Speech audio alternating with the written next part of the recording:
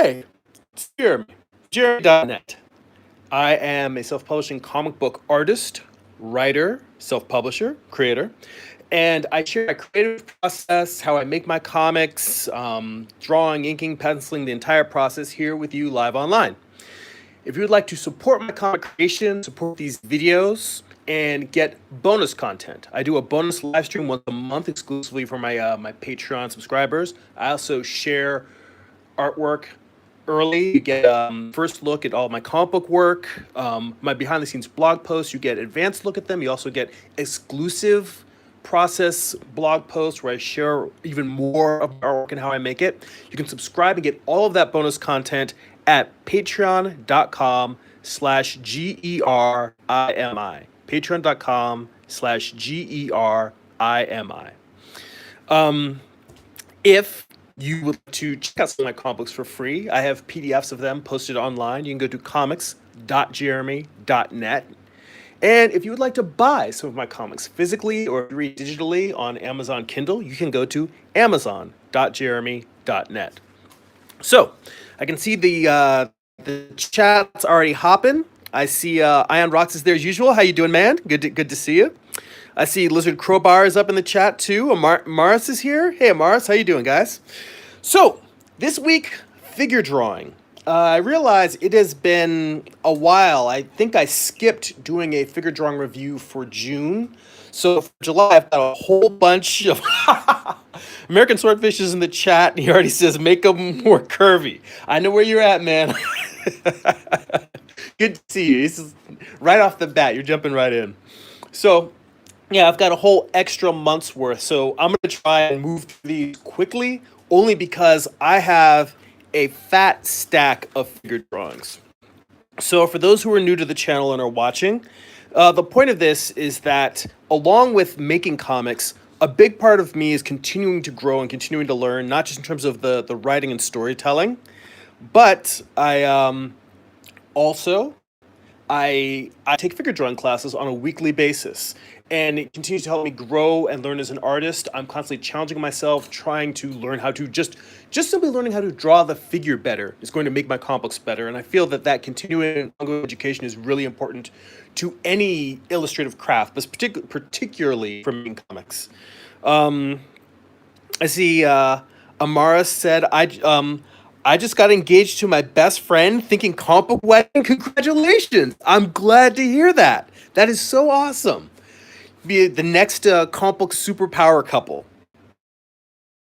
Both in terms of being a power couple and in terms of being super. And who knows, maybe you'll have children who are mutants and have superpowers as well. Or you might be our next, our coming, like, mutant overlord. In which case, I bow down early. All right. And also other people in the chat are giving congrats as well. So, yeah, American Swordfish as well. So, it says congrats. So, I'm really happy to hear that. Celebratory. It's awesome. All right. So, figure drawing work. And what I do is I go through here, and the main point is I photograph a lot of these for my blog posts and some of those exclusive Patreon posts. And I just like to post figure drawings along with some of the posts, as well as some of the ones that are just comic book pages. So I go through here and I pick the ones I'm going to have for my blog posts, but also I'll look through here and say, well, some of these are good, some of these are bad. Well, that's the thing. I have to do a lot of bad drawings to get to a good figure drawing. So that's a big part of it, is also sharing how much work it takes on my end. Different people are learn at different paces. But for me, it takes a lot of ongoing study of the figure to get to doing good work. And sometimes I slip into the zone and I'm there for a few drawings and I slip back out again. But the point of this is really just reviewing the work. I set some aside for me to come back and redraw on another day when I'm actually trying to fix and study the bad drawings and figure out what I did wrong. So this is just a quick run through, analysis, self-critique, and just curating them.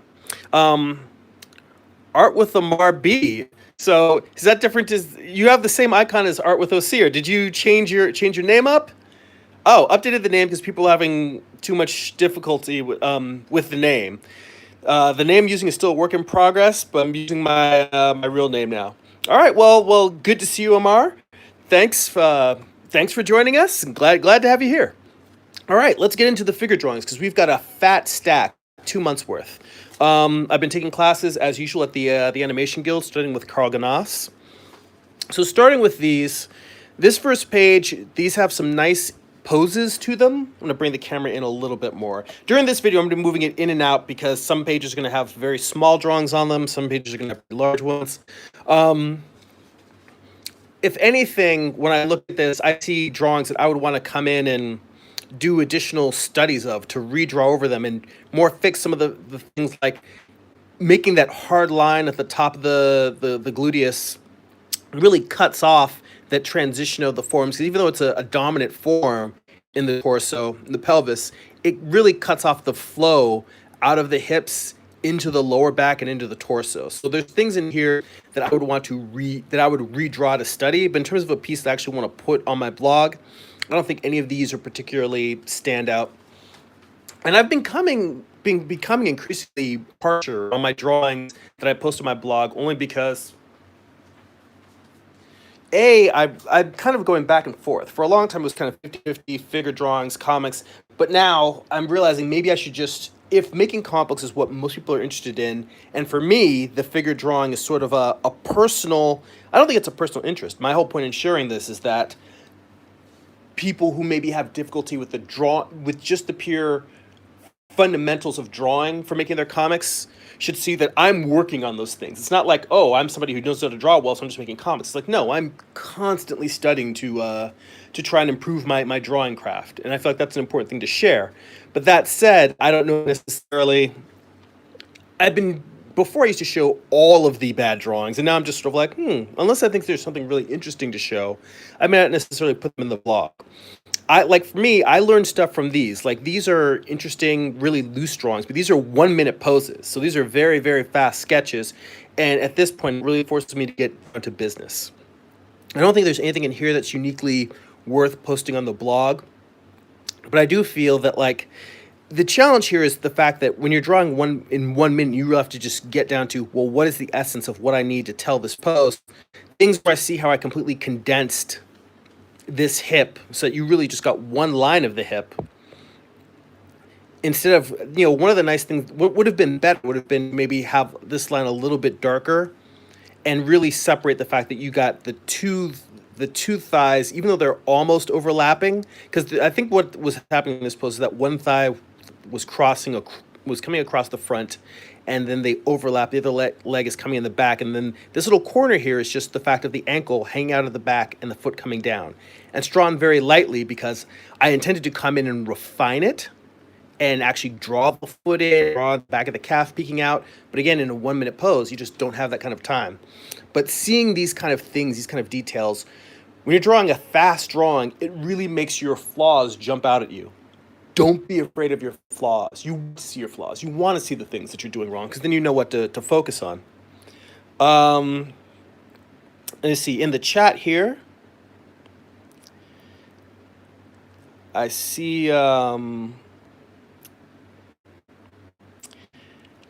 someone say canard. I'm not sure what that is. Art with Amar says Crocus Cafe is a channel where you can use models to draw from like a figure drawing class. And yes, I have used that channel, and I highly recommend that channel for people who cannot get to a figure drawing class. There is no real nothing can replace sitting in front of a live model and studying the human form, and it's it's one of those things where it's an important part of any artist's learning process. It's just sitting down in front of the model, studying in front of a live model. But when you don't have that opportunity, maybe you live far away from it, maybe you don't have the money to spend on a workshop, even if it's just a once in a while workshop. In that case, Crocus Cafe is, I think, a great channel. They provide a great service. They have a Patreon as well because they do, for what they provide, they deserve to get some subscribers, and and they're helping out artists who can't get to live figure drawing. But it's a great program. It's a great channel. So let's see here. So I see some comments in French, and I appreciate international viewers stopping by. I'm not sure what the conversation is. I see someone say raid dislike. I have no idea what that means. and there's Labracoin, Canaris in French. A salute to my friends. I understand. I can read enough French to understand that phrase, but I have almost no French. I picked up what I learned in a phrase book when I went to Paris a couple of years ago. So I'm actually usually better at reading a language than being able to hear people speak. But let's see. I do not know what canard means, but I say dessin un canard, which I know dessin is drawing. So I'm not sure what that means, but oh, I guess it might be some spam in the chat. And I'm not sure what PD is. It's too hard for me to tell whether this is spam in the chat or whether it's just that I don't understand the language. So we'll leave it be, and if it seems more spammy, then I'll block those. But otherwise, let's continue. We're getting too bogged down. All right. So you know, this pose I feel came out really well. This is part of the 1 minute poses, and I'm actually surprised I got this much of the figure in 1 minute.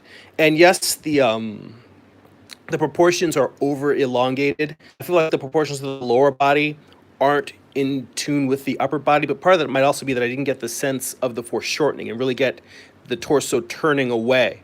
Because if you get that, then that shorter upper torso actually makes sense. So part of it might just be a foreshortening issue. But overall, I actually really like this pose. I think I went away from scribbling too much and got into now just very simply getting to what are the lines, what are the major forms. So I actually like this whole section in here.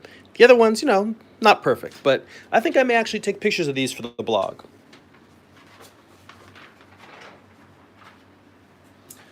Again, for me, the stuff that I put in the blog is more about, is the drawing, is it necessarily the prettiest drawing that I can draw? These are just lumpy drawings. And I was finishing up the 1 minute poses, and then I just continued on the next week, starting with this. And usually the first few poses of the night, and yeah, it is kind of like I'm making excuses, but the first few poses in any given night of figure drawing are usually pretty rough. So these definitely feel lumpy. They don't have much flow. You know, with this javelin throwing pose, the hip should the far hip on this side, the right side, should be dropped down more. It definitely doesn't have that. Ion Rock says, "I know you're working on movement and flow and efficiency." Yeah. I mean, definitely, short poses are great for that. None of these are going in the blog. These just didn't come together.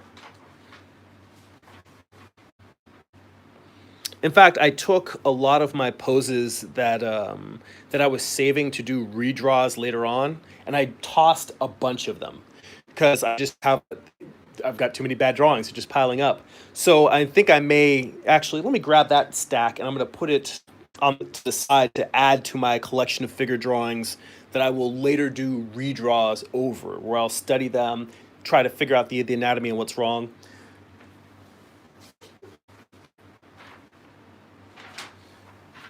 Actually, you know what? I won't grab that one because even though the drawing is bad, I can see what's wrong with it. What's more interesting to me are the drawings where I know it's wrong, but I can't figure out exactly what I did. And those are the things that require deeper study, more depth. A lot of times when I look at it, it's just bad because I realize, oh, I should have drawn the form this way instead of that way, or I didn't clearly define this particular piece of anatomy. This drawing is not bad. The poses are getting better in this one. In fact, I'm on the fence about whether these couple of poses are blog worthy, so I'll put them in the pile now, and maybe I'll use them, maybe I won't.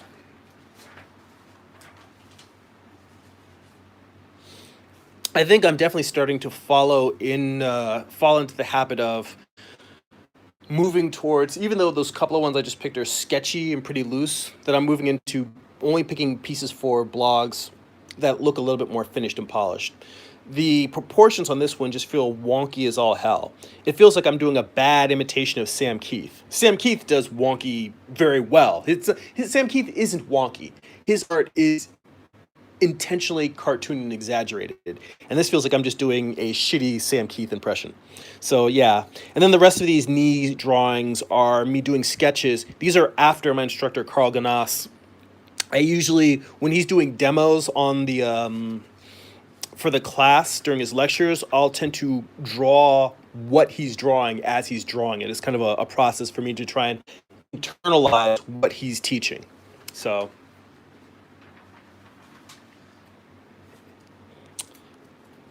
and again, these are just some not great knee drawings. And I feel like I probably should do a deep dive just on joints.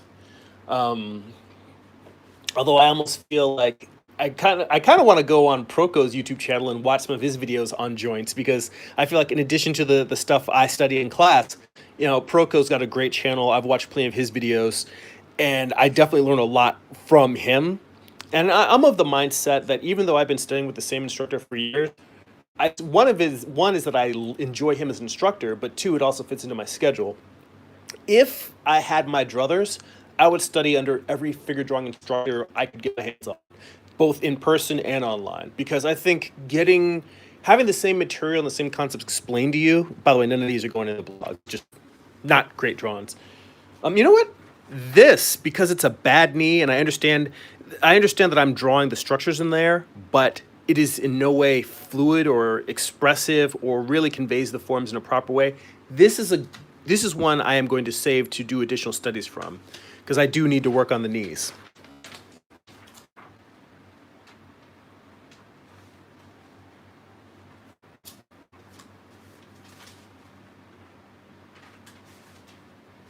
Ah, but yeah, studying under every instructor you can possibly get your hands on, hearing people explain the same concepts through in different ways, you never know how information is going to click with you creatively when you're studying art, when you're studying any creative endeavor and trying to understand the process. And sometimes hearing something that you thought you understood, but hearing it explained in a different way, really changes everything. You know what? These knees at least feel more volumetric. They're very lumpy. Somebody in my class last week was asking me about how to go from the basic volumes that you draw. Like, they were asking me what the connection is between structural volumes, like drawing simple cylinders, and the anatomy is. And what I was trying to explain to her is that, there's places where the anatomy is going to bulge outside of those basic volumes, where muscles stick out, and there's going to be places where there's going to be where the anatomy goes inside of it. So you start with those volumes just as guidelines, and then you build the form within it.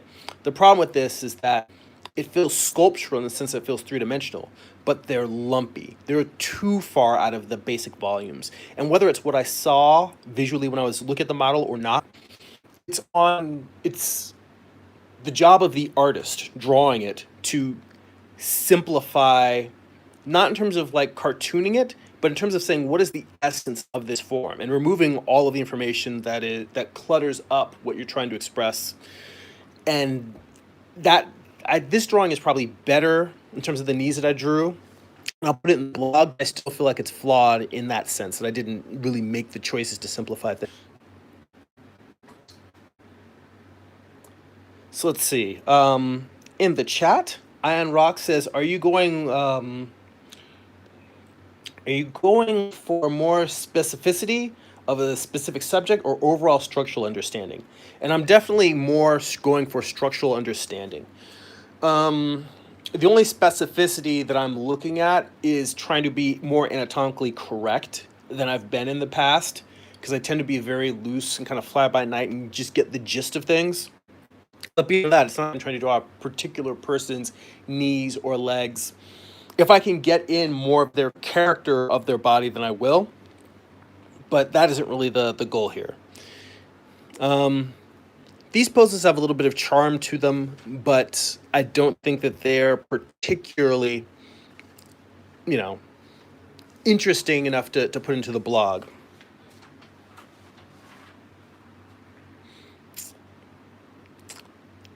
And I see Amar says, for me, extreme angles of the head and feet are the hardest, but drawing through using physical reference can help to take care of those issues. Yeah, I definitely agree. extreme angles of the head, because the concepts that we're using to break the head into segments, in terms of like the proportions of the eyes, the nose, the mouth, where all those line up, they get distorted as you turn the head towards or away, and you really have to. I think it's almost like, well, honestly, I think the easiest way to handle it is when you've got something like this little guy here, or even better, this guy. How weird is that? Um, I wish I could remember where I got this skull, because a friend of mine was asking me for a good one, and I know I paid less than $100 for it because it's a life size skull, and I want to say I paid something like 50 or 60 for it, and then I was trying to find in my Amazon history the when I ordered it. Maybe I didn't order it from Amazon, but oh, I see some comments. Let's see here. Oh, Amar says the stream is buffering a lot, unless that's on my end. It could be on my end because I've had some weird connectivity problems lately. So I apologize if the audio is dropping out. I apologize if the imagery is not high quality. But but I have had some problems over the past few weeks where I'm like, wait, why are things not loading? So Ian Rock says, I think he's saying that he says it is, and I think he's saying that the problems are on his end. So I hopefully everything's coming through as clear as possible. So if it's not, I apologize. But continuing with the comments, yeah. So when we were talking about drawing the head at extreme angles, I find that actually having a three-dimensional model, again, this is one of the things where figure drawing classes help, because you try to understand on paper what you think the head does, but then what it does when it turns away from you is not necessarily what you imagine it's going to look like. Like, you have a concept in your head of what the head looks like when it's turned away, but then you actually look on paper and you draw lines saying, all right, well, the nose now is, the base of the nose is all the way down here.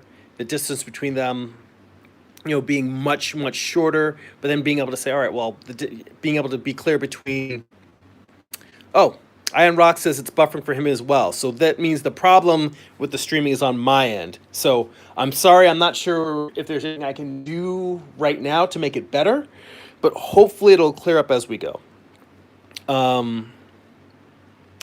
yeah, whether the head is turning down or whether it's turning up and away, that was one of the things. Amar, you mentioned specifically having reference and having photo reference, having a figure drawing book, having a skull to draw from. These are all forms of reference. So this is exactly, what I'm talking about is exactly what you would be using as well to work for me. Being able to look at that and see where the volumes line up, where the masses line up, where the features line up, understanding how all of the basic volumes interact with each other.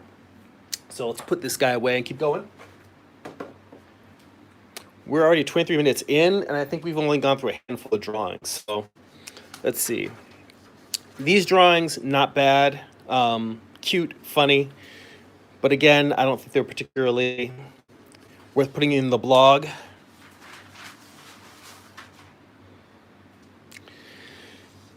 This one feels more finished in the fact that I put more shadow rendering on it, but it is lumpier. It doesn't feel like it's a particularly fluid figure or worth going into the blog. There's a lot of extra marks in here. Me just trying to practice doing really, really soft marks and soft turns. I even put a note there saying, practice soft mark making, because I really want to be able to get these really subtle, soft details instead of just having hard line and then a little bit of tone. I really want to be able to start using more of the full range of tones. Something I'm aware of, and I kind of go in and out of it. Ironically, on these drawings, I immediately flip back to try and go really hard on shadows and just say, all right, what if I were drawing this in Sharpie, or drawing it with like a brush? How would I just really get down to what are the hard lights and soft lights? And actually, I don't think this was something I was thinking of. I think this is something that my instructor, Carl Ganass, specifically asked us to try to do one night in class. So and it was interesting because this stuff looks a lot more like what my comic book work looks like anyway. just more of an interesting design statement. And I think I'll put them in the blog just because they look different. Back to the chat real quick.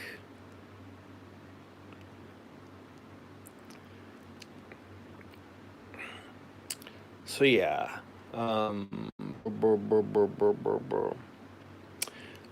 yeah. Amar says it's helpful because expressive comic book poses look way better when the figure heads, hands, and feet are done right. A lot of people make excuses to not draw hands or feet. It's funny because you're gonna get to a bunch of these drawings. Again, like I said, I've got a big stack here. This was the end of a class I was taking on figure drawings with, I believe his class is called Anatomy with Light and Tone. So they tend to be longer poses. We're studying light in terms of how to use it to describe volume or tone to describe volume and anatomy. But then the new class that I just started, or I started a couple weeks ago, it's the same instructor, Carl Ganas. He has a class specifically on drawing heads, hands, and feet. Which again, like you just said right there, if you do good heads, hands, and feet, people will forgive a lot of other crappy things. And no matter how many years, and I've been taking that same class for probably a decade now. Every year that he offers it, I usually take it. It just, you continue to grow and learn. It's not like one of those things where, oh, you've got it, it's a skill and you have it now. Each year when I come back and start, I feel like I'm picking up where I left off before. So it's like I'm continuing. Well, maybe feel like I maybe fell off a little bit. But the point is that I'm picking up as if I were continuing to take the class and continue to learn from there. These, I feel like the shadows, this was the same exercise on the previous one, but I feel like I flattened the forms out too much, particularly the breasts. I didn't get a sense of volume at all in terms of trying to do these hard shadows. So that one's not going in the blog. This one, I actually really like this pose. And there's little numbers here. These aren't phone numbers. These are just numbers of for toned paper that I was trying to find because I've had pretty bad luck with toned paper in terms of being able to get a nice soft pastel tone to not be able to get a soft gradient on the tone, to be able to blend them well. And it was just a matter of finding the right paper, and I looked at using some pastel paper versus tone paper, and some people in my class recommended a particular brand of Strathmore tone paper that had these numbers on the back that only comes in sheets as opposed to coming in a book. And I went out and I got some, and they seem to work better. So that's all that is. But yeah, I actually like this one. I think I'll photograph for the blog. And it's just got random numbers in there.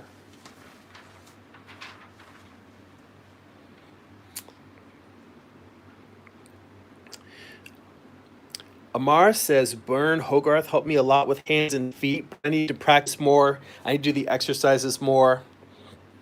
And then in terms of the skull, he says, I found the head on Amazon for $40 from Axis Scientific.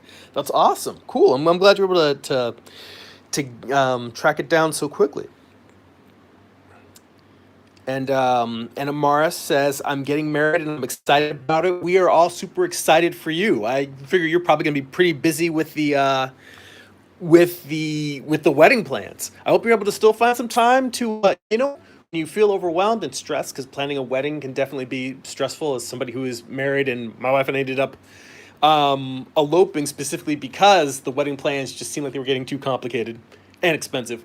But whenever you feel like there's too much going on, take 20 minutes, just sit and sketch. It'll make you feel better, relax. So it is a beautiful thing. It's a wonderful thing, and we're all happy for you.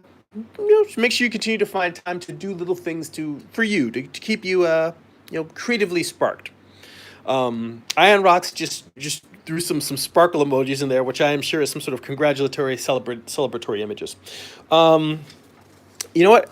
All of this page here, these actually feel like more fluid sketches.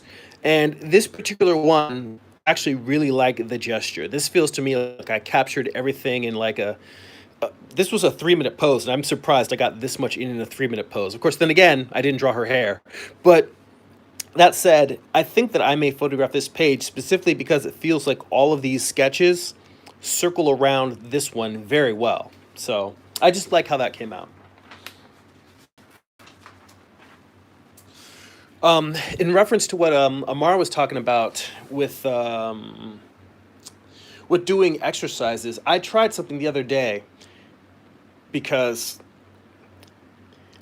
I realize that when I do a drawing in class and then I sit down, for instance, this is a pose that I did, and it was, first off, I didn't finish the drawing. Secondly, the proportions were wrong, the body was too long, and I still didn't get it right. But I sat down and I did another sketch while the model was on break, trying to work out the anatomical problems. I don't feel like this sketch is really any better than this one. They're both pretty bad.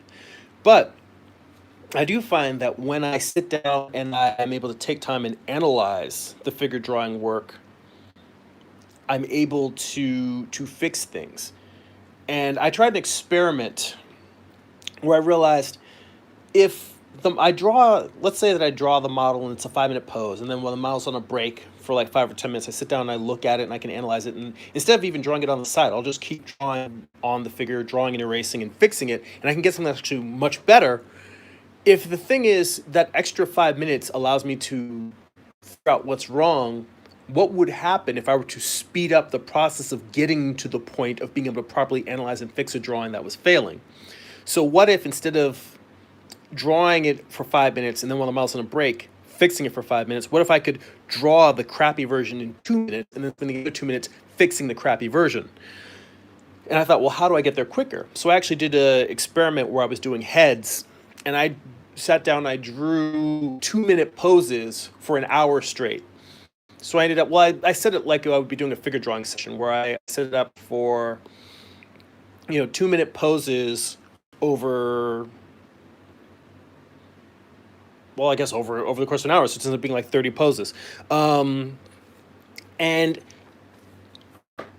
I think I learned a lot because you really just force yourself to just get in the zone and really focus on just chugging away and looking at making mistakes over again and fixing them, and then making mistakes and saying, all right, I don't have time to fix this, how can I do this better in the next pose, and just going through for an hour and doing that. And it really, I think you're doing that with heads, hands, feet, anything. I kind of want to start doing that on a weekly basis, and I have not made it part of my regular practice, but I learned a lot by doing it. For the blog, none of these are going in, just not great drawings.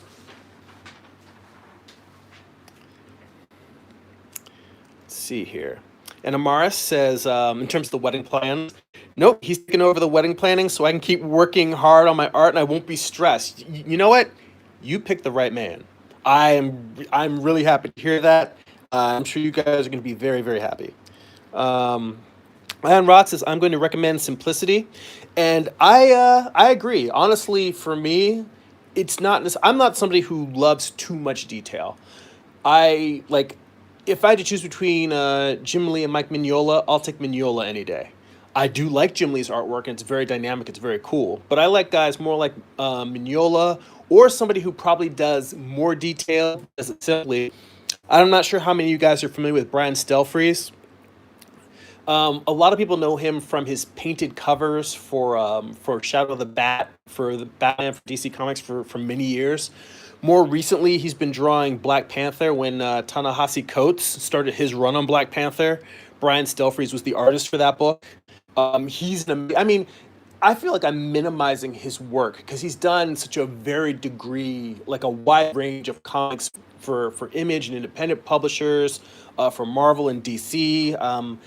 I know he was the cover artist for Domino for a long time. I don't know Domino, the Marvel mutant character. He's done a ton of stuff. So, but he's somebody who does simplicity where you look at his work and you think, oh my God, there's so much here, and you think it's super detailed. But what you realize is that he's actually drawing very, very simply, but he draws everything. So when he draws a room, he draws all the books that are on the shelf of the room. When he draws a character in a suit, he's drawing not just all the figurative anatomy, but all the buttons, the lapel, little things, like someone's got an earring or finger rings, or they're holding a cane. Like, he draws all of the elements that you would see in the picture. He just draws them in a very basic but concise way. So I think when Ian Rocks mentions simplicity, I think being concise Yes, is what I'm thinking about. So it's not simplicity in the sense of you. Yeah, well, it's the same thing. You're getting down to what is the essence, what is important. Um, and Amara says the fiance said that I'm his favorite artist, so I had him read your books, and so far he's a fan now. I am really flattered. I'm really happy to hear that. Thank you for sharing my work with him, and tell him I said thank you very much. I'm really glad he enjoyed. I love your fiance more and more now. It's like he won you over. Now he's winning me over. Um, Amar says I'm familiar with him. We're talking about Stelfreeze. He did a Comic Con drawing of Batman on VZA's channel. Yeah, VZA's channel is great. He does. I think you just search VZA on YouTube. He's got tons of videos of comic creators at conventions just over the shoulder watching them draw. So it's the kind of thing with a little bit of interview, a little bit of questions, while he's working, but just getting a view the same way that I have a channel here where I'm just showing my comic book process, but seeing people who you're huge fans of, like all the greats in the comic industry, and you just kind of watch over their shoulder as they're working. So that's a great channel as well. Ion Rocks asks, have you tried the Procreate for the iPad? What do you think? Yes, I have tried Procreate for the iPad, and yes, I love it. I think it's probably one of the best digital drawing programs I've used. I personally I like it more than Clip Studio Paint. I like it more than drawing and painting in Photoshop. The only reason why I don't do it more is because my iPad is I at some point should probably upgrade to an iPad Pro just so I can use the Apple Pencil. I have an old school. I think I showed it in a previous channel, but I've got an old school iPad, and it has I have a stylus for it, but the stylus does not work as well as an Apple Pencil. It's one of those where it's like a little capacitor tip, and it's like drawing with your finger. You have more control over it because you're holding a stick, but iPad Pro just it paints like traditional media. It draws like traditional media. It feels like Painter Classic, like a really stripped down version of Painter, except on an iPad. I'm a huge fan of that app. And if I have an Apple Pencil, my constant claims about wanting to draw traditionally because I'm in front of a computer all day. If I get an iPad Pro and I'm using Procreate on that, I may have to start making comics digitally. So it's really really cool. Um, Art with Amir has a review, and he says to Iron Rocks, I have it, and it's a good on the go program, but it seems to be the rave for a lot of artists. I'm in that category, and he says I still like Clip Studio Paint, so it's good to get another review from that. And again, try both. Amara Clip Studio Paint, give that a shot too. As long as it's not going to bust your budget, try both. Get a variety. It's really good. Sometimes, just because there's rarely one perfect program. There are people's tastes and how they work. Just because I happen to love Procreate doesn't mean that Clip Studio Paint might not be the best choice for you. So try both. And Amar also says I have an Apple Pencil with the iPad. It works just the same. Um, iPad Pro just lets you paint at a larger size. Well, I'm curious about that because what I have the first generation iPad Air. So I don't know if that's compatible with an Apple Pencil. Maybe it's worth me looking into it because if it is, then maybe I just drop the money on the Apple Pencil. But I don't think that it's compatible. When we're done with the live stream, I'll go hop online real quick and I'll check and see because maybe I will spin my wheels instead of just throwing down the cash and getting an Apple Pencil. So we'll see. Um,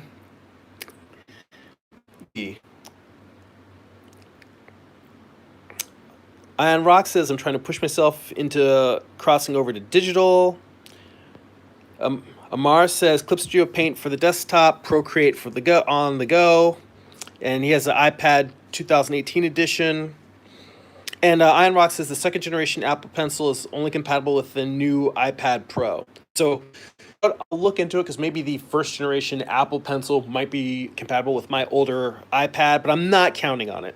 All right, we're getting too much into the weeds here. Let's keep going with the figure drawing. I mean, keep the comments going in the chat, but I'm gonna keep going through the figure drawings. So this is, again, I mentioned that I like to draw my instructor's demos when he's doing this. So this is a study after Carl Ganas, and usually I put a little note in there on there after Ganas, but in this one I'm not gonna put this on the blog.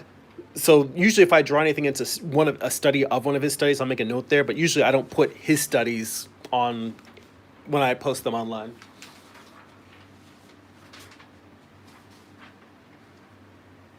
All right, so this one I actually really like. I think this one will go on the blog. It's just got like a nice rhythm to it. This is going back into those trying to use the really hard shadow shapes. It's kind of more designing the figure as opposed to, kind of a mix between designing your shadows like spotting blacks versus creating the volumetric study of form the way that I traditionally draw them, or the way we traditionally study them in class. And this is a much poorer execution of the same concept and will not be going in the blog. Yeah, these are all the same idea, just longer poses. This one's a little bit better, so I think I'll put this one in. Now this one is interesting in that it's the same concept, but because there was more light hitting the figure coming from the left, that the shadows, which were making the interesting designing part, didn't really play that well with it, and I didn't work in as much tone to model the figure on the left side. So this one feels, again, wonky. I flattened it out too much and didn't capture the actual transitions, the rollings of the form.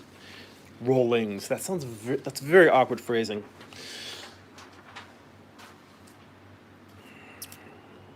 Let's see. Just going back to the chat. Some more tech talk. Amar saying I'm not spending 12 grand on an iPad. I would really put it towards computer. Also, my Tabs 3 has Painter, Sketchbook Pro, and Sketchbook Pro, which works for me. And I can export my art as PSD files and open it up in Clip Studio Paint for the desktop. I'm pretty sure they have the Tab S4. Even better, now this is probably on the S5. And Iron Rock says, oh, he wants the 1 terabyte model. It's cool. Some more tech talk. And all right, so this one, I'm not really sure how I feel about this because it is more volume, and I do feel like I described a lot more in here with the tone. I'm gonna put it tentatively in the blog pile, but I feel like the problem is I didn't really properly work out the anatomy of the thigh, because this one long shadow running down sort of represents the core shadow of the entire limb, but I don't think that it captures the subtleties of the actual anatomy in here. And in fact, that it seems like the anatomy all sort of like, it's almost like the muscles all drop off right before you get to the knee. Like it just feels like, oh, there's muscles, boom, it all drops off down here. So having the muscle overlap with the inner part of the kneecap, and that just in fact, the more I look at it, it's nice. It's a nice exercise in rendering, but this knee just it bothers me. It bothers me. I didn't do my due diligence there. The more I look at it, the good rendering is not enough. The structure has to be there. I don't think I'm gonna put this one on the blog.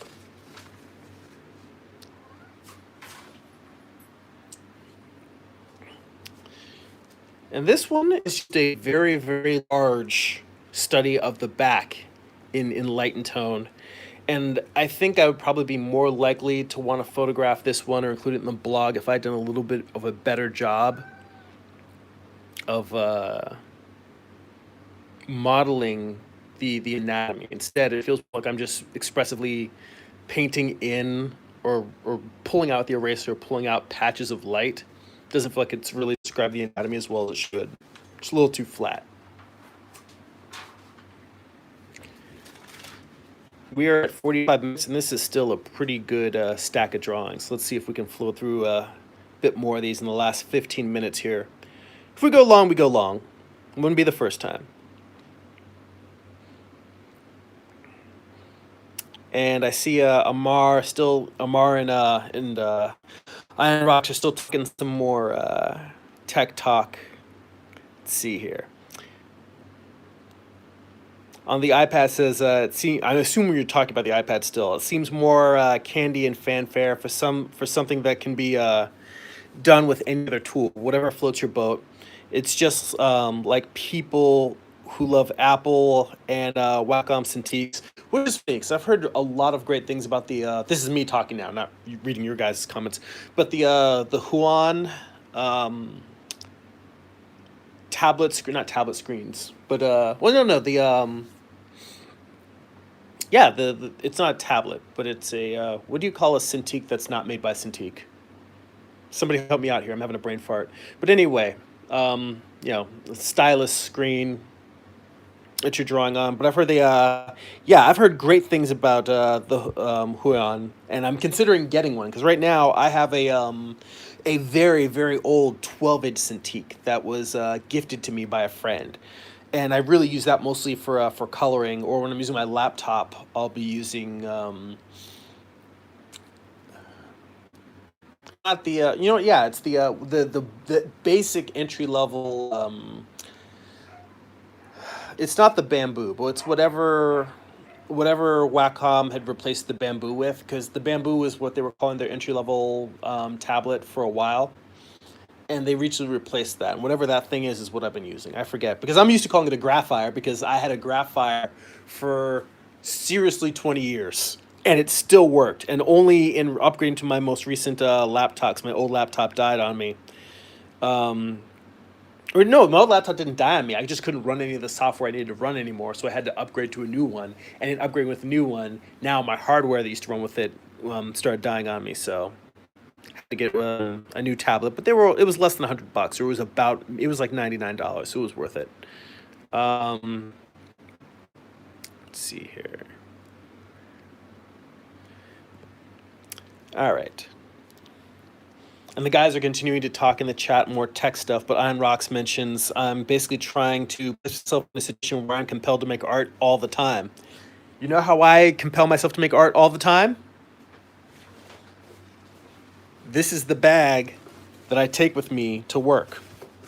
And it's got crap tons of pencils and brushes, a little pouch with ink, and a pen cap to use as an inkwell, and I keep it inside a baggie inside this bag because this pouch keeps the baggie from getting punctured.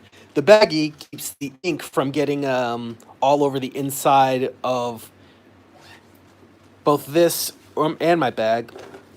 Little thing with some brush pens and a little Presto corrective pen. Water to wash my brushes out, and a little thing of Murphy soap oil to clean the brushes. And then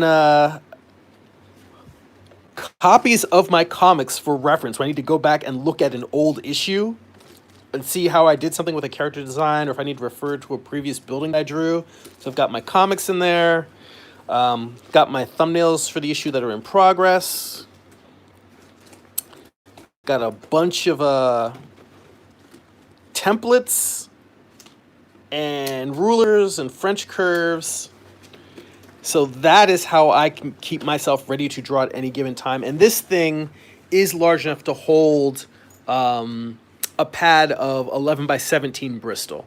So I can put in my comic boards in there with me. That's not to say that going digital isn't great, because then you've got way more options, way more flexibility. And I see why so many people work digitally. And if I get an Apple Pencil, I may be doing more digital work in the future. But that said, I designed my workflow that I can bring all my comic gear with me anywhere I go. So if I'm at a friend's house, if I'm at a coffee shop, if I'm on my lunch break at work, I just pull out my gear and I start working. So something to keep in mind.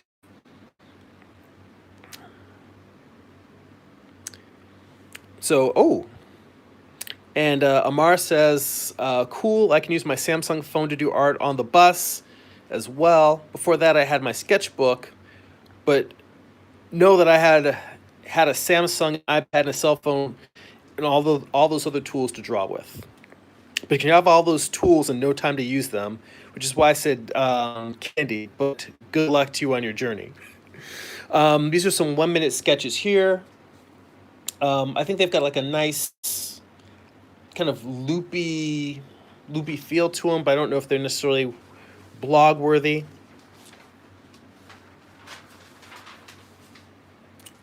Okay, now we're down to the heads, hands, and feet class. This, I think, was the first night of head, hands, and feet. And these, to me, are some horrible heads, which the first night is always like that.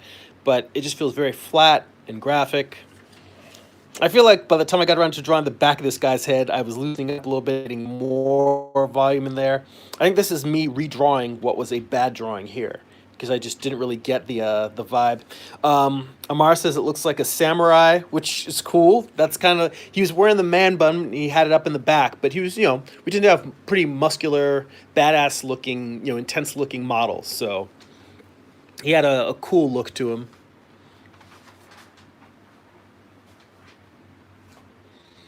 I think this is me drawing after a demo that Carl was giving again, and me just doing versions of a character and then just adding some hair and thickening the lips and the nose, saying, what if I took the character that he demoed and I drew like this profile that he did there and said, well, what if I did the same thing, but reversed it and made it a black woman with really short natural hair? And this was me just, while he was lecturing, I just started doodling these other versions on the side, just to kind of change up the ethnicity.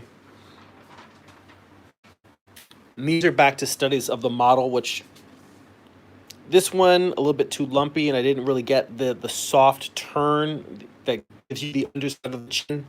And this one's not bad either, but I'm not in love with it. I'll put it in the maybe pile. And the nice thing is when you get another bite at the same type of pose. Because if you look at this pose versus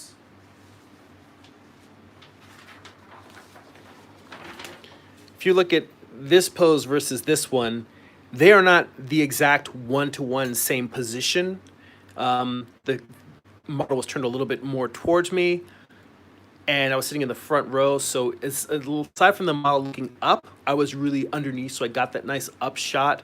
But even though the pose is not one-to-one, it is really nice to get another shot at a pose. Because in this one, I realized the challenge is that it's not a hard line. When you look at the underside of the chin is kind of like the heel of the foot. Like if I were to, can I bring it up here without breaking it?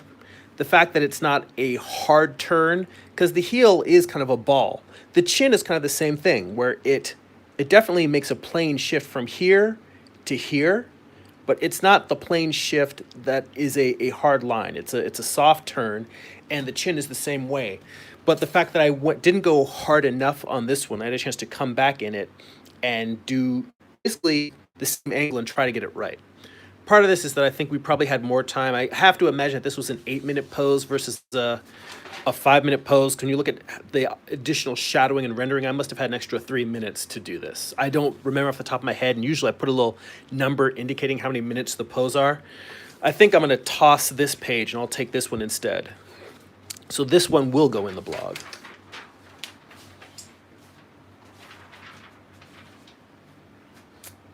I just stepped on a pile of newsprint on the floor and almost slipped and broke my neck. And you didn't even hear me make a noise. I was very stealthy about it. But yes, you almost heard screaming live on the internet.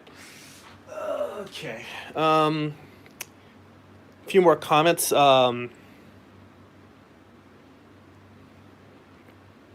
Amar says, my friend always rave about Loomis as another person for reference to draw or learn from. But again, you need time for everything. Yeah, I think for me, in terms of making comics, that's the biggest thing is I spend so much time making the comics, and you learn by drawing. I learn by doing thumbnails, I learn each comic page I make.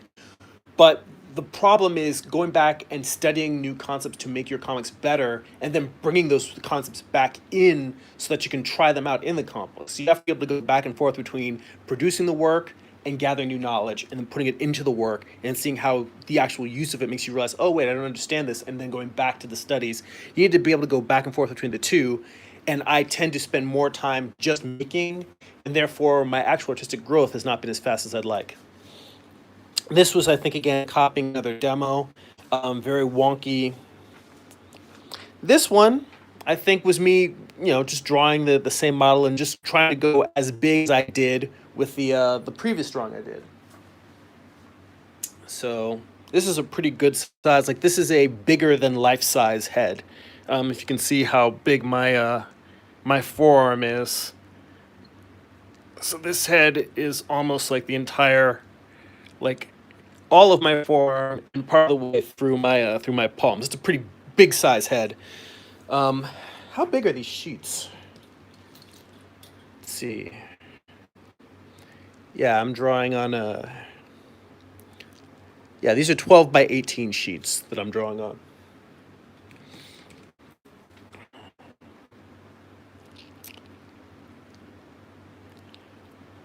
Amar says look, you made sure to not have ashy feet before you put on the table. Smart man.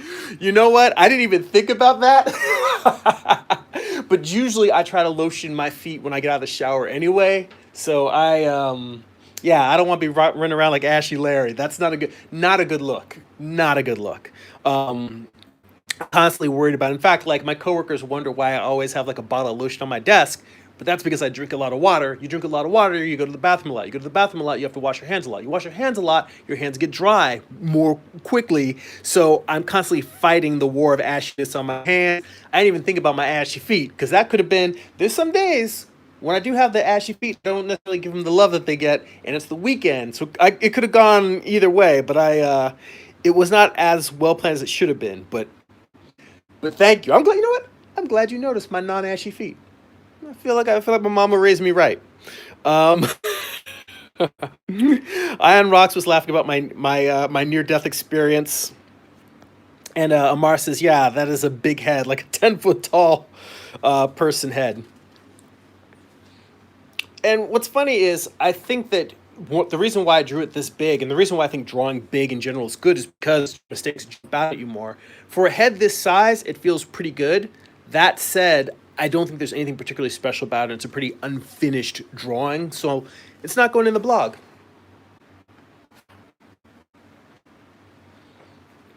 Let's see here. We're back to Samurai Man Bun. That's just what we're going to call this guy for the rest of the time you see him. I actually like this drawing here. This one, a little too flattened. I don't think I got the underside of the cheekbone and the really getting that defining plane between, like, the cheekbone, the kind of the side, in terms of like where the cheeks go into the muzzle. Like, I didn't necessarily get that turn that the face has here. So this one, I'm probably going to crop this out when I put it on the blog and just get this one. We're back to 5-minute poses there. I usually will try to put an indicator. And I think I did this, I may have spoken about this months ago, but I started putting these indicators there in figure drawing class, mainly because a lot of times you'll look at a figure drawing and you see something, let's say somebody posts a really dope drawing on Instagram. You don't know whether that was a 25-minute pose. You don't know whether they were studying for a model and it was a 3-hour pose. And there are artists who can do really dope figure drawings in 5 minutes. I'm not one of those guys.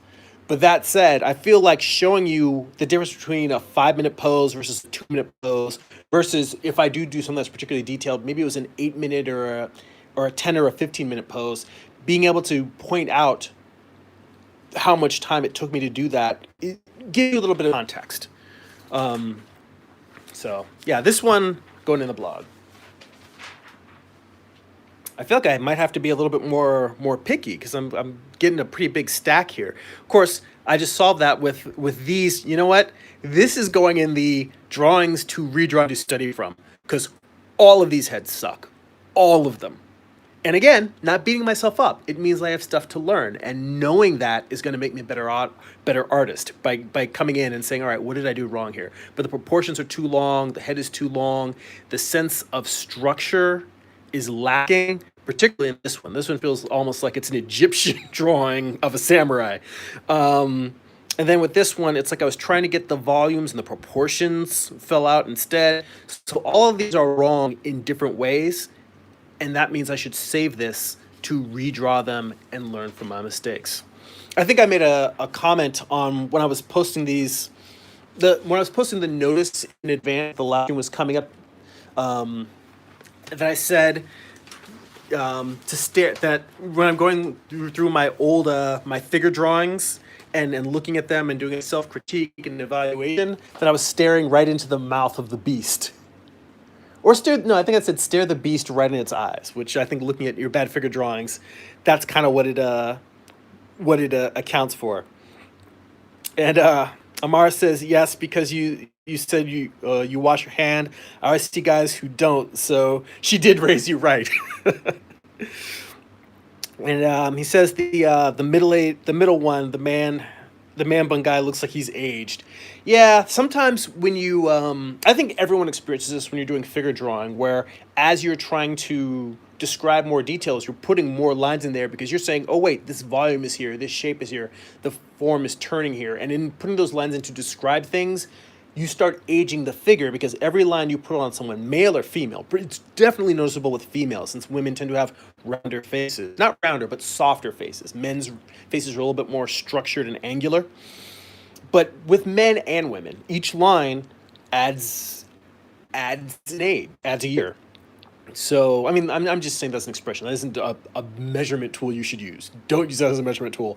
But just the idea that each line adds a year, when you're going in and you're trying to describe all of these things, in that process of doing a drawing that's an academic drawing, a drawing that's for study, not for beauty, for aesthetics. But that you can definitely make someone who is in their 20s or 30s look like they're in their 40s or 50s just because you put all these lines in them. All right, so now we're on to the hands, and I'm going to try and zip through as many of these. There's more drawings in here of heads as well, but I'm going to try and zip through these. So in the heads, hands, and feet class, Carl definitely mixes it up in terms of how many heads we're doing versus how many hands. And in this particular set, the thing that I liked about these, I think I am going to put this page in the blog, not because they're great drawings, but because I got a nice sense of doing a hard outline and then a soft tone around like a knuckle. Like for right here, the fact of having these, the way that this hand comes down and it's soft in here, but then it makes that nice hard edge in it. So it feels like it's a spherical form. This part going in to into the palm. And I kind of got that treatment with each of these where you'd get this form and you get like a nice rounded area and then a hard edge where the next one starts, and then repeating that. They kind of helped increase the sense of foreshortening. And I feel like that came out better in this than I've gotten in a lot of hand drawings. And you'll see that because when I show you more hand drawings, you're going to see that I don't necessarily use that same execution in all of the drawings. Part of that is me trying different ways of rendering. Part of that is just, the skill comes and it goes, and there's times when I'm drawing and I'm grappling with it and I don't quite nail the effect I was going for. Part of figure drawing is experimentation, working with the way that you render, trying different things. I actually like this particular page. I don't know why. I like this hair and the way that I left that highlight in there. Like, it feels almost like an ink drawing to me. Although I really should have gotten some tone on the underside of her chin to make the lighting feel, not underside of her chin, but the underside of her throat, to make the lighting feel uniform. Because that's the only thing about this that bothers me, is that the lighting does not feel uniform down here. But other than that, I actually like this drawing. And this one, it's rare, because I'm really trying to focus on structure and volume, it's rare for me to actually do a drawing that really does look like the model. But this one really does look like how the model looks. That's rare for me. And I don't know, in some strange way, I don't think it's weird for me to be a little bit egotistical about my drawings. Not egotistical like I think that I'm honest, but egotistical in the sense that I do want to feel proud of doing something that does feel like what people think of as a good drawing. Because when I'm in figure drawing class, again, the reason why I'm sharing a lot of these very bad drawings, on the verge, I would say not even on the verge, some very embarrassing drawings. The reason for sharing this is because the point of going to the figure drawing class is not to make good work, it's to learn, and you learn by making a lot of mistakes. I'm repeating myself. So when I'm in class and something actually comes out well, sometimes I do kind of want to not give myself a pat on the back, but give myself a little bit of a hug and say, "Hey, I did one." So yeah, this is going to go in the blog. That's my ego trip for the day. The one good drawing in weeks and weeks of drawing the figure. This one feels like a decent drawing, although her forehead is just a hair too big. It's like literally the width of this line.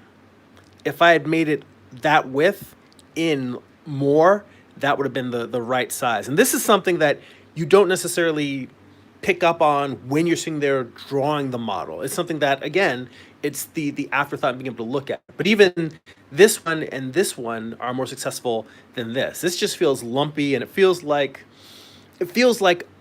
a drawing from a Byzantine medieval church, flat and lumpy up here in the head, which is weird. I think that I'm gonna photograph these for the blog, but I'm just gonna take this bottom half because I feel like you can see the transition from like really crappy, getting it together, tough angle to, hey, that's not bad, but still has some flaws.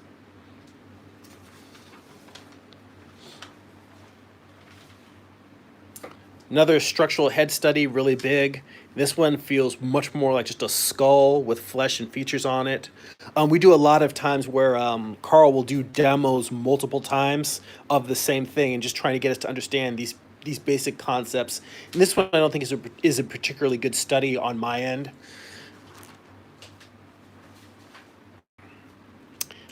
Same here. These are 5-minute poses. Again, really the focus is more on just sort of that basic head structure and putting features on it. But I don't think there's anything here that's worth shouting out or highlighting on the blog. This one feels a little bit better. Same level of same time. See, that's the interesting thing. This one that we just looked at. So I had the same amount of time on both of these pages. But when you look at this one feels very cartoony, very generic. This one feels flattened and the proportions are off. This one, the head's not quite right, and it feels a little bit more like a cartoon, and I really just half-assed the nose. I gave you the underside of the nose, but no sense of structure whatsoever. Now, when you move over to this one, again, this one is another Byzantine, flat-looking drawing that has features pasted onto it. This one feels more volumetric. You get a sense of the nose, the basic volumes of the mouth, how it comes out from the muzzle, the basic volumes of the eye socket, the turn of the skull. I could have done a little bit better with the cheekbone and a little bit more in terms of reinforcing the shape of the back of the skull. But if you compare all of these drawings, this one feels like the good version of all of these. Even though I'd say this one probably has a little bit more character to it, but structurally, I think I learned the most in this drawing, right? This was the best execution of what we were trying to study in class. So I think this one I will put on the blog. And you know what? That's, I think, the benefit of these self-critiques. And I don't know if you guys do this. This is a good question. Do you guys sit down and review your own artwork, not with a sense of being mad at yourself for what you did wrong, but do you guys sit down with your own work at any given time? And because I'm sitting here, I'm going through like a ton of drawings. I'm spending an hour going through a big stack, and we're still not done yet. But going through a big stack of drawings and trying to give it an honest self-critique. I don't have a teacher looking over my shoulder. You guys are making comments and chiming in as we're looking, but it really is me trying to sit down and assess strengths and weaknesses in areas where I need to grow. Do you guys do that with your own work? Because I'd say the most important thing that I learned from Carl Ganas is not how to draw, but how to assess one's own work. Because once you have that tool of being able to look at your work dispassionately and really say, all right, what's working, what's not, how can it be fixed? Those 3 questions will take very, very far. But you have to learn how to ask those questions, how to really look at your work. And part of that is being able to sit and look at a ton, like what I'm doing right now. Do that with your own drawings. Sit down. Take a sketchbook, a recent sketchbook. Don't do stuff from years ago that you know is crappy and you've gotten better. Whatever is the biggest stack of like your recent work that you've done, whether it's a sketchbook or a bunch of comp pages, Sit them all out on a table. Maybe sit like 10 pieces out. You don't have to do what I'm doing where you're going through like 30 or 40 pages of drawings, but maybe just take 10 pieces, sit them out on a table, then sit down with a notebook and make notes on each page. Here's the questions. What is working? What is not working? How can I fix it? Forget about all of how you feel about these drawings and what things make you feel bad about your work, and that imposter syndrome, or saying, oh, my stuff sucks, I'm never going to be any good. Forget about all that crap. Throw it away, because it's not going to help you. What's working? What is not working? How can I make it better? Sit down with your work, sit down with a notebook, grab 10 drawings, 10 comic pages, 10 pages out of your sketchbook. Make those notes. Just make notes and see what you learn from doing that. Start that process of learning how to critique your own work, because having other people look at your work and being in a class, that will definitely help you grow. But at a certain point, you're the only one that can make these drawings. You're the only one who can make yourself better. In the end, it's you alone at the drawing board, at the canvas, at the easel, at the tablet. It's you and the work. I wish I were done with this, because that would be a great note to end the live stream on, but I'm not done. Pretend that I ended it there and that everything beyond that is just bonus.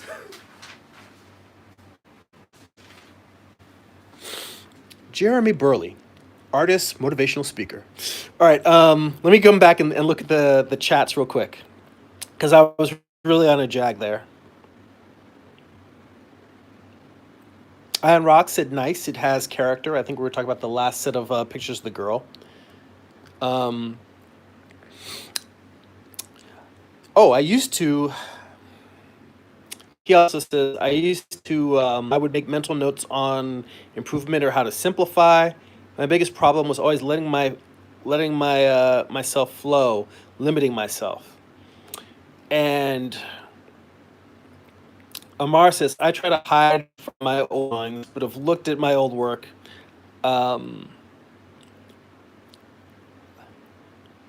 I seem the old work I spent on 20 plus years ago that look better now than some of the work I do now.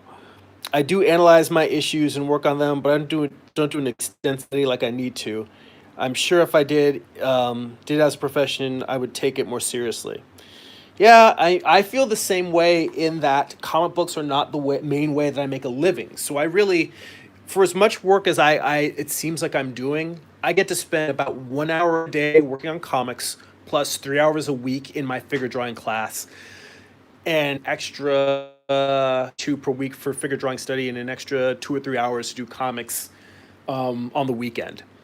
So my time in terms of creating is very limited, and my time in terms of studying is very limited as well. And it's almost like all of that work is basically what I share with you online. It's hard. It's real hard when you only have so much time. And then when people I know who are doing it for a living, they really don't have much time to study, because they're cranking out artwork as quickly as they can. Whether they're doing concept design, concept art, game art, comics, illustration, they're just jamming. They're just trying to hit deadlines. That is the double-edged sword. You either don't have enough time to get better and improve, or you're not making enough money from it that you can put more time and energy into it. So it's a hard battle, and there aren't any good answers. Because if there were good answers, someone would just say, here's the answer. The answer is you gotta just grind. And that's not even a good answer, because then work-life balance suffers. And you've heard me talk in the past about not getting to do as much artwork, because I'm making sure nowadays I'm trying to make sure I get the proper amount of sleep and exercise. Because if I don't get enough sleep and exercise, I'm exhausted all the time. And if I'm exhausted all the time, I can't create. So that's another thing that's constantly after you and chasing you. But in terms of Ion Rox's concept of not being able to flow, I'll tell you, the Crocus Cafe channel that came up earlier, the fact that the Crocus Cafe is timed, they will have poses, and whether sometimes it's 5-minute poses, sometimes it's 20-minute poses, sometimes it's like 2-minute poses. But I think sitting down with a pad of paper and a pencil and saying, I'm going to do X number of drawings, in over the course of an hour and just doing the work. It's not about That's one of the reasons why I like figure drawing class, because when you're in a class in a room full of people drawing and you see that they're just sitting there and they're doing the work, you don't have time to sit there and think about, oh well, wait, I don't like this, or this isn't coming out well, or I'm just going to stop for a little while. You go because everyone else is going. And I think that being putting yourself in a situation, this is again why I continue to harp on live figure drawing workshops. Doesn't necessarily mean you have to sign up for a 12-week class and spend hundreds of dollars. If you can find a class or a workshop, like one that you can just drop in as you want and pay like 15 or 20 bucks per session and just drop in, like no instructors, you just get in, there's a model and you draw. Even that, well, I prefer instructed classes, but even with uninstructed classes, just getting there and grappling with the model in real time, that challenge is will help you get better, because it helps you get over that mental block of feeling like you can't flow, that self editing. And all I can say, Ion Rocks, is I encourage you to put yourself in a position where you aren't allowed to self edit. Because if that is your real challenge isn't even about getting better as an artist. Your real challenge is self-editing and self-inhibiting.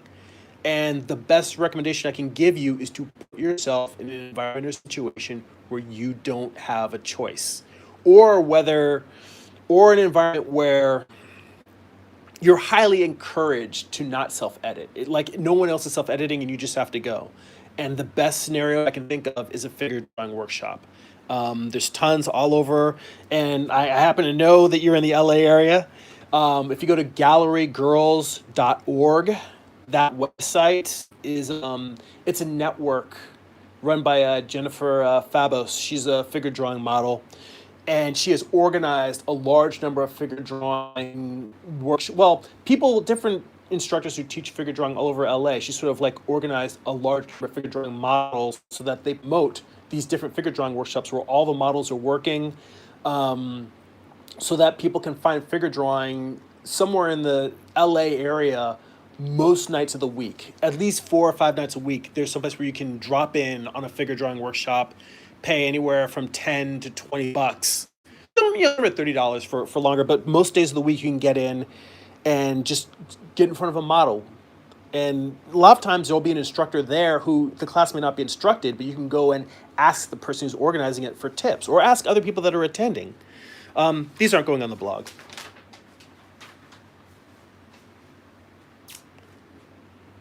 I'm going to go through a couple more here, and then I'll come back to the chat. I just want to plow through a few more. So we're back to hands now. These are 3-minute hands. I was finishing up this head. Nothing special about it. I don't think it's a bad drawing. I just don't think it's a great drawing. And the eye, I think, is a little bit too low.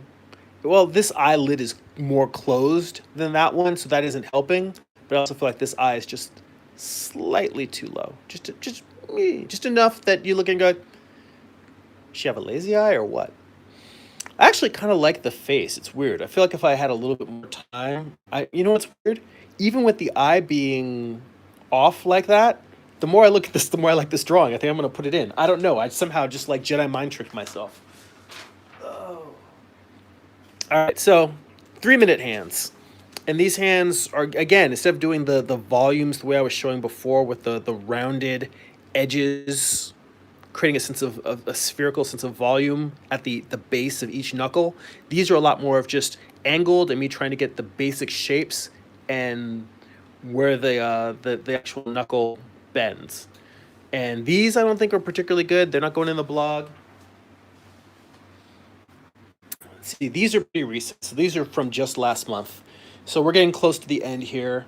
I like what I did with the tones here, but I don't feel like any of this set of drawings are particularly good. I really like what I did with her hair here on the back, but I think I have another drawing where I got a better version of this pose. So go past that. Back to the chat. I'll leave it on this page for a second while I come back here in the chat. And Amara says, I believe a year of doing it full time, I could improve 5 years or more. of doing it part time. Like if I do comics or animation full time, I know I would get better. Iron Rock says I can feel the blockages and have to mentally remove them. Um, I would say that you don't have to mentally remove them. Forget about mentally removing the blocks. Go to a figure drawing class. That's it. Go to a figure drawing workshop. Go to gallerygirls.org, find a figure drawing workshop that's next week or the week after on a night that you're not busy. Bring a drawing board, bring charcoal pencil, bring newsprint. If you want to draw digitally and you're drawing on a tablet, bring your iPad Pro. No one cares if you're doing figure drawing digitally. Bring whatever you do your most comfortable work with. Just go in the room, sit with a model, and draw. Because you're thinking too much about the mental block itself, instead of putting yourself in an environment where the mental block will fade. If you're thinking about the mental block, you're going to be fighting the mental block. If you simply say, this is an environment, imagine if there's a room where your mental blocks evaporated. They're not going to evaporate per se, but if you go to a figure drawing workshop and sit down and draw, think of it like an alternate dimension. And the dimension where the version of you that has no mental blocks exists, and the version of you that is very inhibited exists in this world. When you walk into that room, it doesn't, the walls between those dimensions become more permeable. They don't disappear completely, but it's almost like you can reach through and you can touch that other version of yourself. You can travel to that alternate dimension. You can connect with that alternate version of yourself. And it's not like that version comes through to this dimension and you come through to that dimension. The two of you occupy that space together. And when you occupy that space, you don't need to think about the block. You can just sit down and draw. And then when you're done, you leave that room and maybe you're like, wow, all of my blocks are back. They weren't gone, but they were gone when I was there, or I felt them less. Maybe you'll feel it on a couple of drawings, like, but then you'll keep going, you'll keep drawing through it. You're like, oh, I came to the other side of that. And then you'll say, I liked how that felt, even if all the drawings sucked. Let me come back and try this again some other time. And then you start going once a month, and then you start getting better, and you're doing once a month. You say, wow, I wonder if I can figure out a way to do this on a weekly basis. And then you become me. Not that people should want to be me. That sounds super arrogant. I'm sorry. But me in that sense of loving the process. That's what I mean. For those who find the process intimidating, that's one way I look at it. All right. Amar says, for me, never had an issue drawing because I've been drawing since I was a toddler. I just need to specialize in a certain thing. I've always been all over, even in my career, been all over the place. What amazes me looking at really old artwork is seeing that it turned out really good. And then I'm thinking, what was my headspace at the time? But I think in those cases and moments, that's when I wanted to do it as a profession. These best method is to do what a child does, just draw without inhibition. I completely agree with that. Picasso said that it took him, 17 years to learn to draw like the old masters. It took him his entire life to learn how to draw like a child. Yeah. And when you look at your old work, the thing that Amar mentioned about look at your old work and it being better, I think that you're onto something when you talk about wanting to do it as a profession, because there's times when I look at my older work and there's places where I can see things I did better then, and I'm like, how did I do that? Or why was that better now, and why can't I do that now? And this thing about only being able to draw like an hour a day, that wasn't always true. I may not have gotten up as much sleep, but I think that there was a point or in earlier years where going without sleep wasn't as damaging to me, or I didn't notice it as much.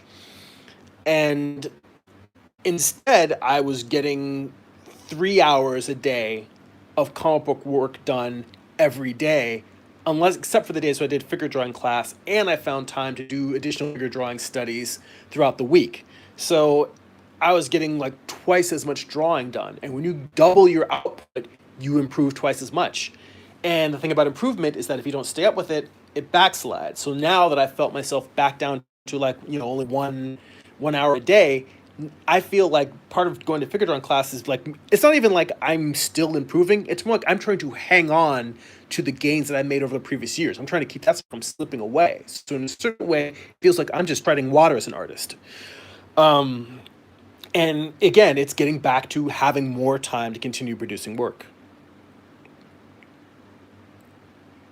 Iron Rocks, in terms of drawings, says I really like the one on the bottom right. I really like this one too. In fact, this one is definitely a wonky drawing, but I feel like overall this page came out really well. So I'm going to go ahead and maybe I'll only take this particular photo, but I'm going to try taking the photo of the whole thing. So this one's going in the blog. And those heads that you've seen me draw where I'm doing copies of studies of Carl Ganass's demo, although this cheekbone is probably out a little bit too far, the eyebrows are out a little bit too far, and the the cranium is probably just a little bit too big. Overall, this one's probably one of the better ones of the same concept. So, and again, this is another really, really large, if you look at the size of it in comparison to my, well, how? It's a nice thing about having a big ass ruler next to my drawing table. So this is a good almost 12-inch head. So it's a good size drawing there.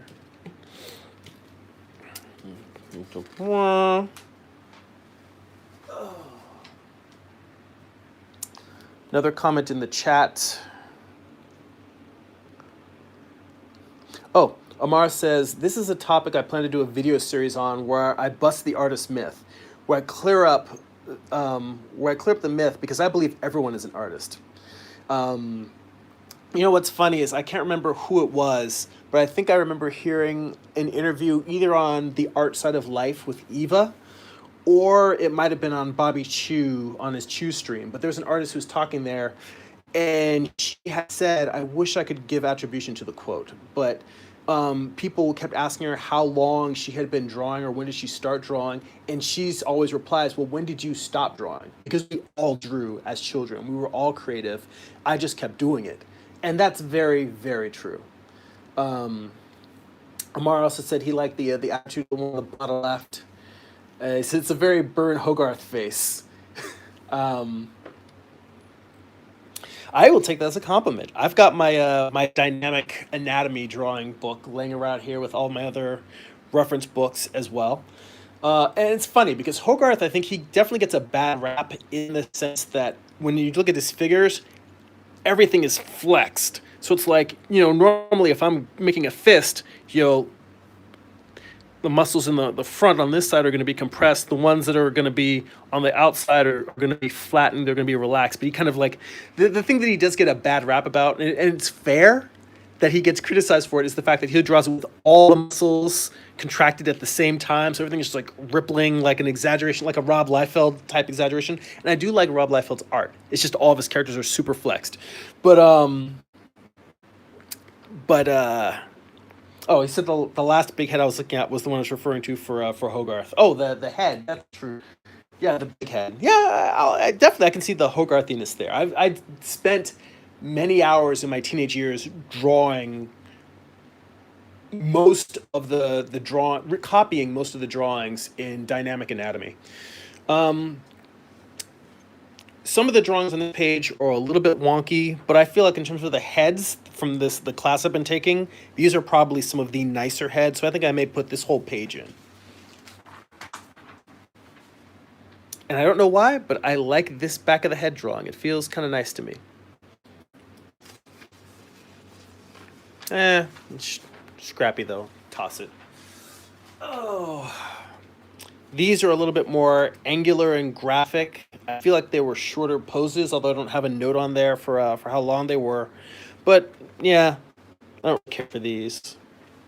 And see, it's weird. Same night, same model, but I went through a period where there were a couple of drawings in the beginning that were weak, a couple that were really strong, and then we're back to drawings that are like that feel more graphic. And I don't know if it's simply that I got tired or I got lazy, or sometimes it's because as I'm learning in class, I start saying, oh, well, what if I start doing this with the form? What if I start doing that with the form? And I'm experimenting and pushing. And in those experimenting, I do some uglier works. And that's something else to remember. Amar had mentioned looking at his older work and liking that more than some of the stuff that he's doing now.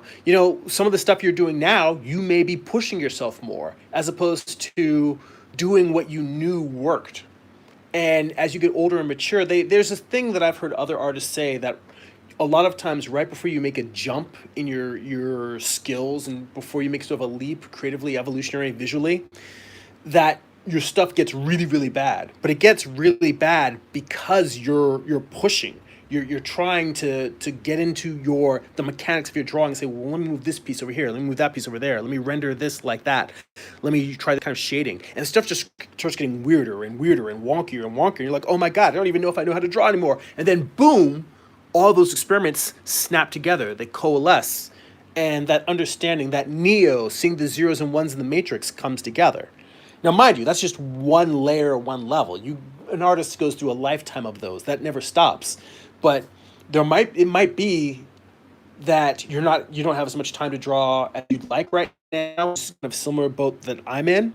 But it might also be that you may be on the verge of a breakthrough. If you're studying with any kind of regularity and you're pushing and you're experimenting with your work and saying, well, why does this work and why does that not work? You might be on the verge of something. So lean into that sense of looking at your work in comparison to your older and not being happy with it.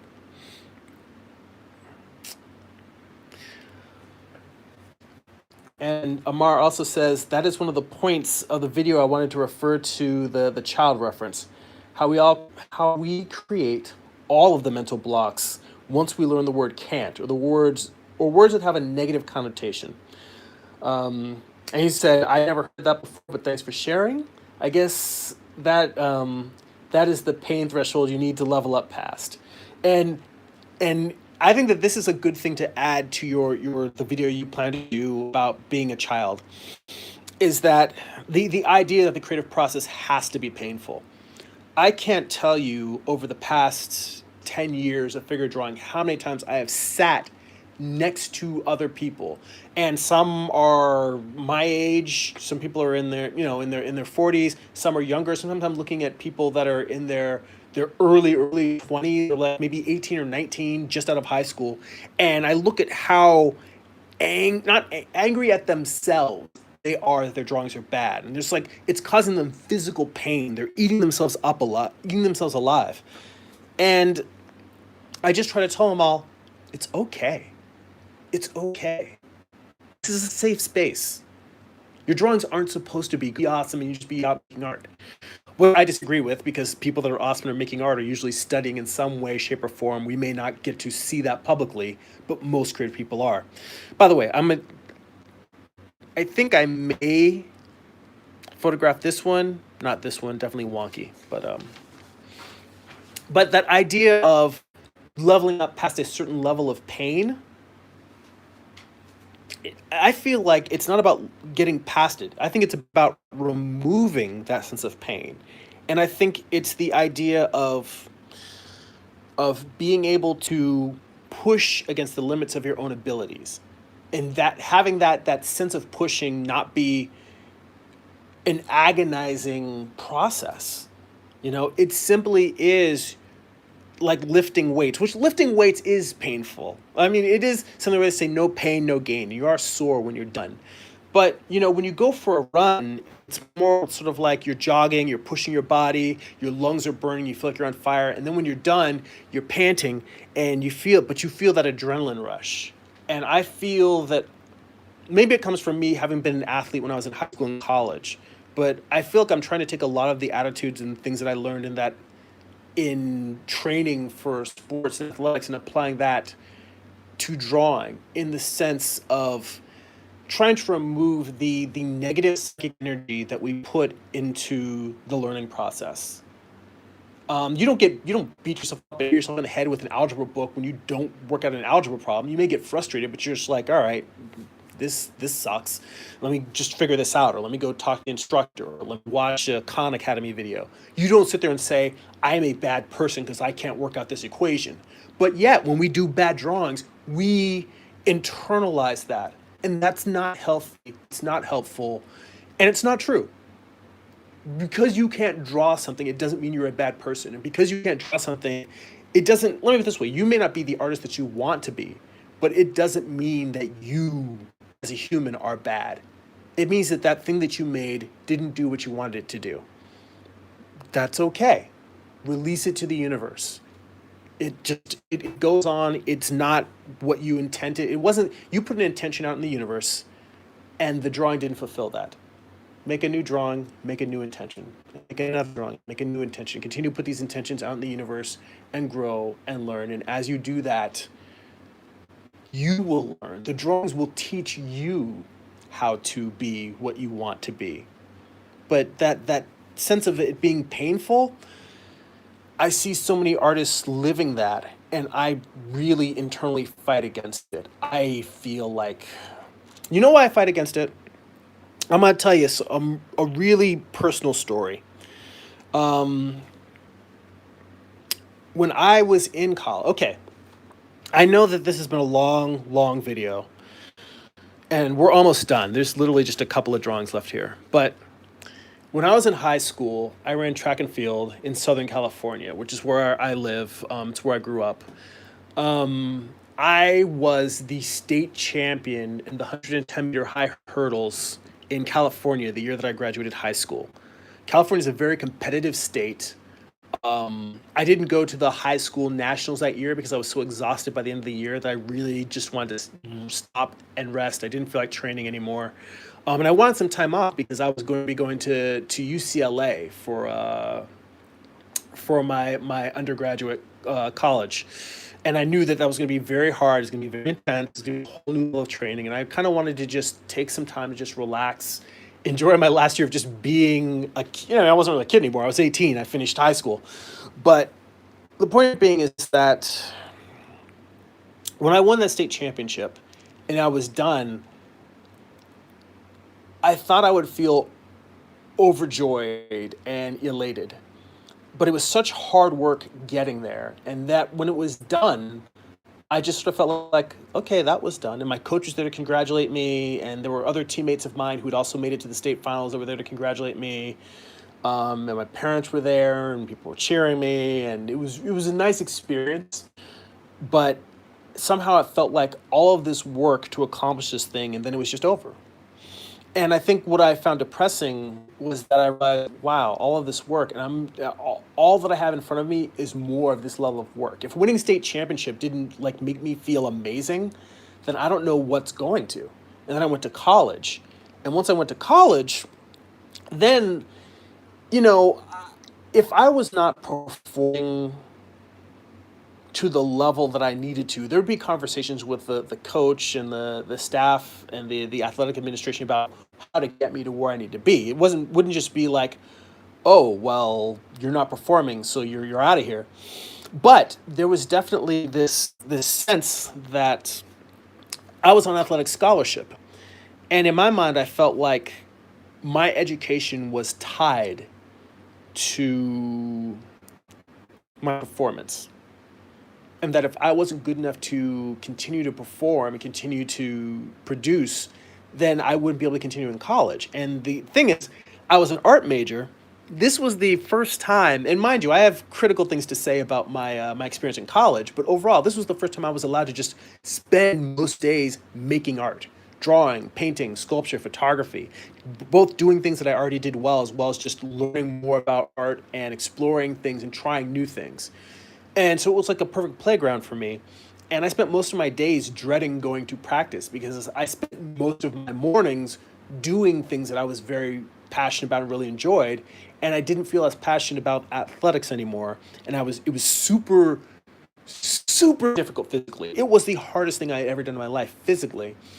But that was easier to do when I was in high school because I was having fun. And so I mentioned that thing about like running and exercising and making that comparison between art.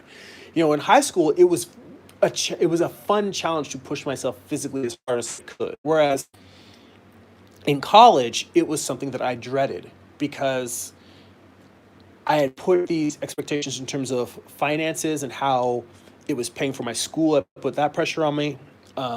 It was the fact that it was taking time away from this other experience I really had of being able to really indulge the creative process for the first time in my life, to just really give over to it. And it felt like it was pulling me, it was time away from that. And then there was just how goddamn hard it was. And so putting all of that stress on myself destroyed my love of track and field. I'm not saying that I hate track and field, but I'm saying that I did not perform. I still to this day regret that I did not perform to the level that I thought I was truly capable of. I don't think I was good enough to be a professional athlete, but I think I definitely could have been better as a college athlete than I was. And I didn't live up to that. And I didn't live up to it because I let anxiety and pressure and fear destroy my passion for something that I once really, really loved.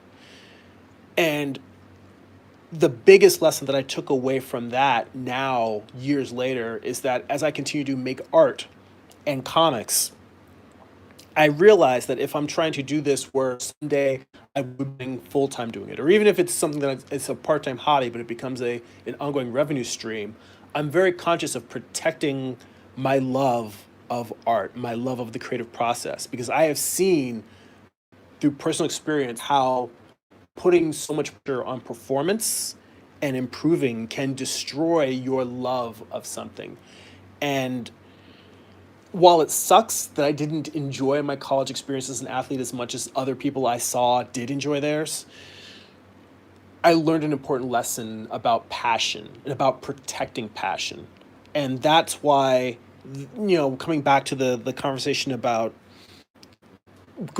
pushing past pain, is that I really feel like I want to pull the idea of pain out of the creative process. Challenge and struggle does not equate pain. It doesn't have to.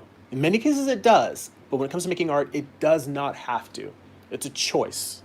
And I feel very, very passionate about that, more passionate than anything else. If there's one reason why I share all the stuff that I do, and why I share the drawings and the thumbnails and every step of the process, and what may seem to you like a struggle, but I'm trying to share the joy of each step and the joy of working these problems out and the joy of the challenge.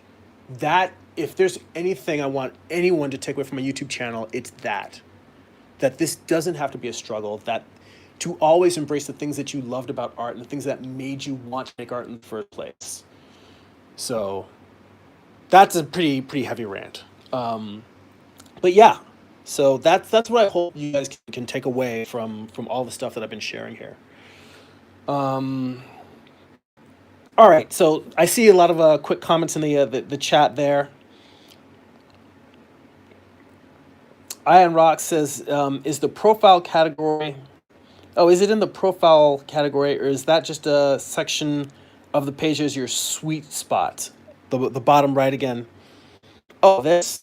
No, the model I happen to be sitting... This is really just about the position that you're in drawing class. In terms of position, when I say position, where you're sitting in the class. So when the class is really filled up and I want to sit in the front row, sometimes there's a seat that's on the far right. So what that means that the model is generally facing out towards the audience, and the model will favor some poses to the left side, some to the right side. But if the model stage is facing that way, that even if the model is looking to her left, you're still going to get a lot of these angles. The people that are sitting in the front, they're getting this view because she's looking away from them. But I was sitting on the far right that night, and when the class is really full, which is most nights, I either have to sit a row back, or I sit on the very, very far right, almost like sitting kind of like in the front aisles of the movie theater on the far right corner. That's kind of where I'm sitting. So that's why I tend to get a lot of these profiles, and I do try to sit in a different spot every night of class to get a variation of poses. But yeah, more frequently than not, I tend to be somewhere to the right of the model if you're facing the stage, so you get a lot more poses facing this. So it's not a conscious choice of sweet spot, and you pointing it out makes me realize I should make an effort to sit more on the model's to the model's left more often. And I think that these two poses I may put in the blog, probably not the rest. We're over 90 minutes here now. So let me answer these last couple of questions and we'll wrap up this blog because I've made um, two very impassioned, speeches over the course of this already. So we're at this a certain point. I gotta wrap it up here because I'm so damn long winded. But let's see here in the chat. I see. I see True Bag Pipe Rock is in the chat. Thanks for joining us. He said it's too bad you didn't play tennis. Wimbledon is on these days. He said track. You ever run just for a runner's high? Yeah. That's one of the things I mentioned. Like, well, I definitely when I was in high school, the runner's high was a bit. I was a sprinter as opposed to a distance runner, so the runner's high doesn't necessarily last that long. But in practice, you get that runner's high when you're doing multiple intervals of running like a multiple 400-meter sprints or like running a 400 to 300, 200 sprint, like that exhaustion you feel at the end of the workout and the adrenaline rush. Yeah, that's definitely a runner's high. It's not the same as running like a cross country or running like a 3 mile or a 5 mile run, but the effect is similar. Um, you asked how many pages can I do in a day? In terms of comic pages, it has been very rare that I have the time to finish an entire page, but generally speaking, I would say that it takes me about. It's pretty close to that comic average of like a page a day, where it takes me probably about 4 hours to do my layout drawing and then another 4 hours to ink a page. I ink my own work. So my pencils are pretty loose. So I would say 4 hours of pencils, 4 hours for inks. The problem being, and I'm not sure where you came into the conversation, but I usually only get one, if I'm lucky, 2 hours a day to work on comics. So work that I could finish in a single day will often take me longer than a week to get a page done. My goal usually when I'm on to the inking phase is, being able to get like a couple pages a week done. But it definitely, and there's times when I've some pages that are pretty simple or straightforward, and I can get it done in maybe in like 4 or 5 hours as opposed to 8 hours or longer. And then there's some pages like a splash page or a really complicated crowd scene that may take me 10 or 12 hours. So it varies, but that industry standard that people shoot for of about a page a day at like 8 hour rate, that's probably what my average is. And I do have a timing app on my phone that I want to start using to chart my progress. Let's see here. Mighty Geek Studios in the chat. Thanks for joining us. He said, "Pain is your friend, your ally. It will remind you to finish the job and get the hell home. You want to know the best thing about pain is it lets you know you're not dead yet. Your profile drawings are probably the best I've seen on YouTube so far. Thank you. I appreciate that. I will tell you that when this is done, go back to like around 90 minutes and just re-listen to that rant I was saying about why I tried to remove pain from the process. Because I think that sense of pain can destroy our love of creativity or create a large level of resistance. So that was kind of the big thing that I was ranting about. I understand the toughening up and the lean into the pain and fight the pain, but I've seen it destroy more creative people than I've seen it help. So just take that into account. I'm not saying that you shouldn't use pain as a fuel. If it makes you stronger, if it makes you productive and you work through it and it helps you, then embrace that. I say embrace whatever makes you more productive, but be conscious that it is a double-edged sword, and it is a double-edged sword that will cut you. So just keep that in mind. True Bag Pipe Rock says, I admire that you stick with it for years and years, your art. Yes, a page a day about average. So many do less. Nature Boy Dre says, thanks for the info. You're an inspiration. And you're welcome. I appreciate that. I'm really humbled to be inspiring to any other creative people because I feel like I'm on a journey just like the rest of you. So the fact that I can share something that hopefully inspires others, that humbles me and it makes me feel very good about it. It makes me feel like I'm contributing back to other artists, and I think that's really important. So I'm glad to hear that. Thank you. Um, um, True Bag Pipe Rock says a page a week. Oh, that makes sense. Mighty Geek Studio says you can do a half a page a day. If you can do half a page a day, you're doing well. Definitely, if you've got a day job, that's very, very true. Um, True Bag Pipe Rock says so cool, a phone app to track art progress. And it's not necessarily a to track art progress. There's an app I heard someone else talking about, and it's called Toggle.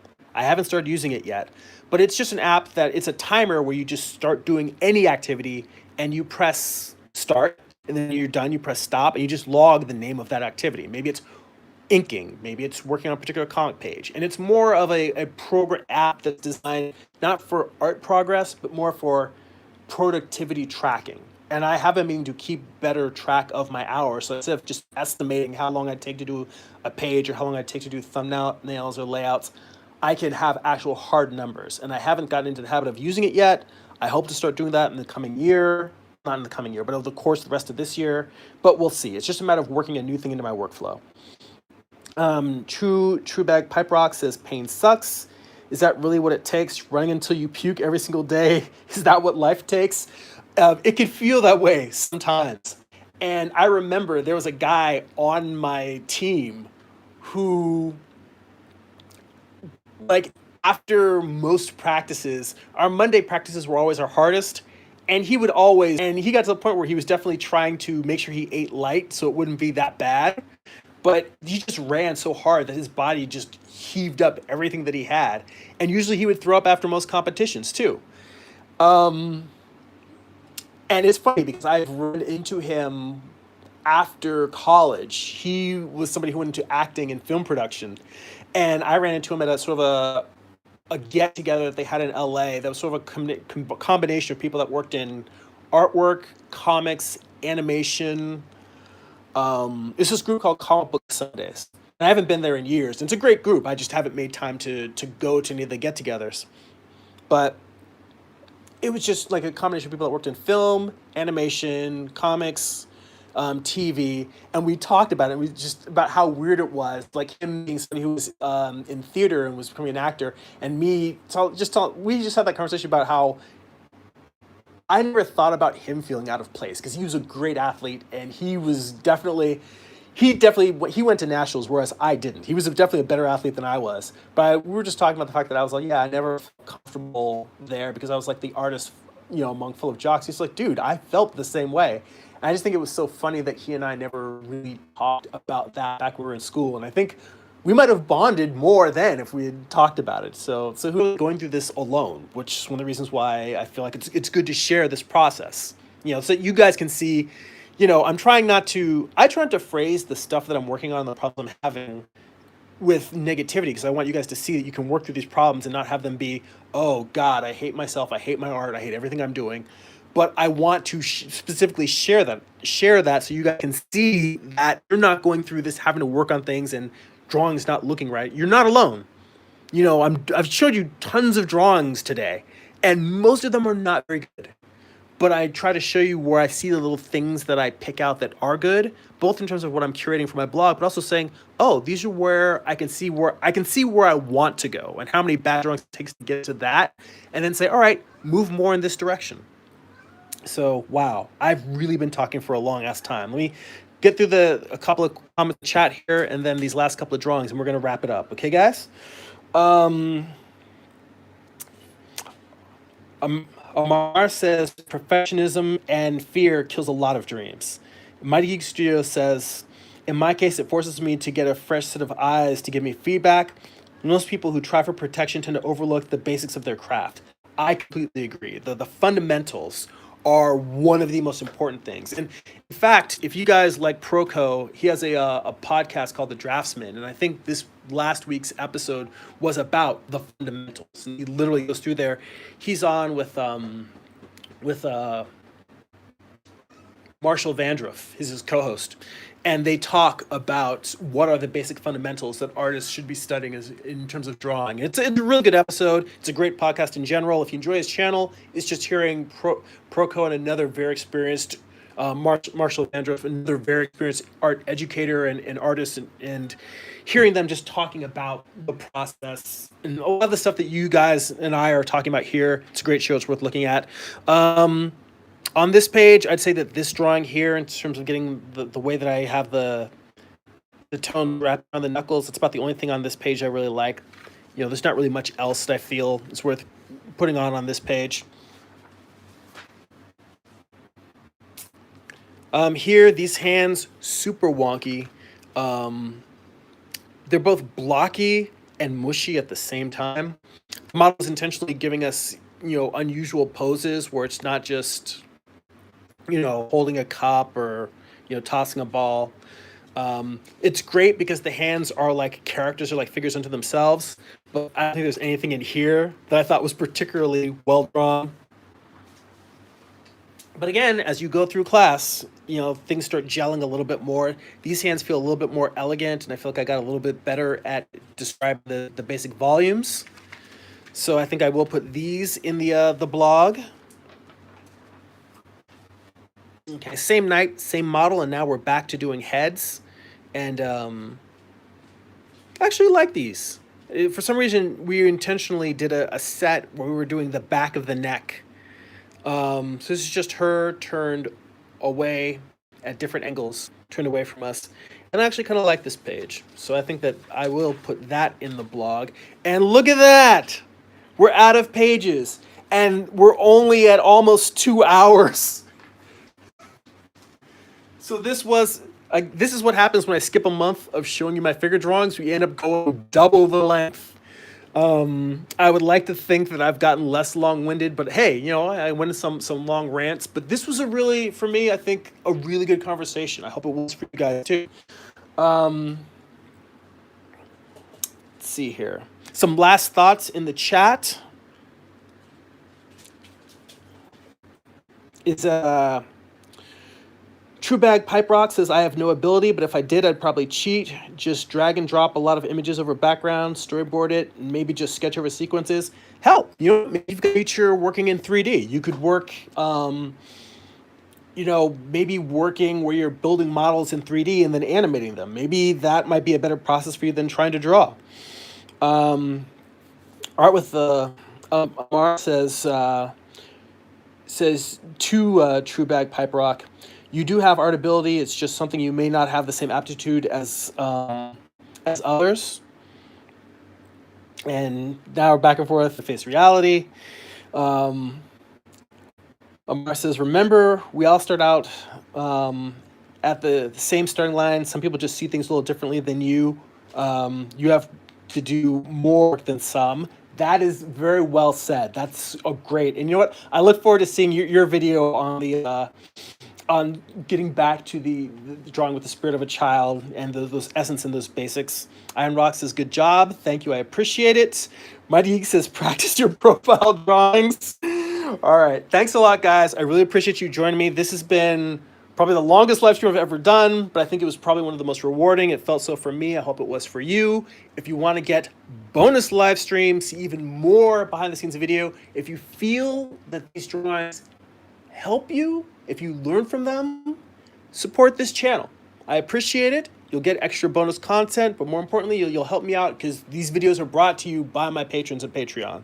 So, patreon.com/GERIMI.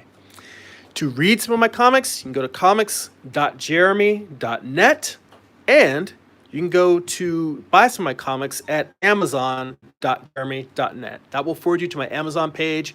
Again, I appreciate you all. Thank you for spending so much time with me. That's it for now. Go be creative.